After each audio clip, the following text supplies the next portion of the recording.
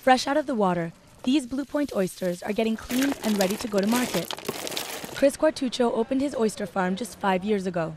He was hoping to capitalize on an increasingly dynamic oyster culture in nearby New York City by growing blue points in their natural habitat. This bay produces oysters with a very distinctive flavor. We're very close to the ocean, so they're very salty. There's a lot of different minerals in this water that's not found in other parts of the country, which gives it that distinctive aftertaste. Many different kinds of mid-sized Atlantic oysters have come to sport the Blue Point name. But just like champagne from Champagne, only oysters hailing from this part of the Long Island Sound can truly call themselves the real thing.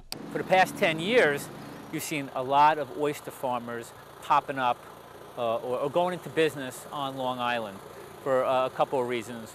One, they can get a high price for their product, and just there's been a more demand for oysters. QUARTUCCIO expects to sell about 200,000 of them before Christmas.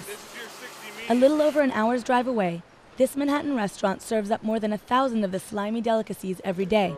Blue Points are just one of the 200 kinds of oysters on their menu.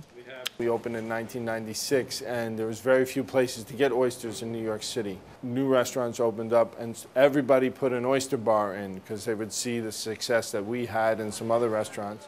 New York City's first oyster bars are said by historians to have opened up in the 1760s.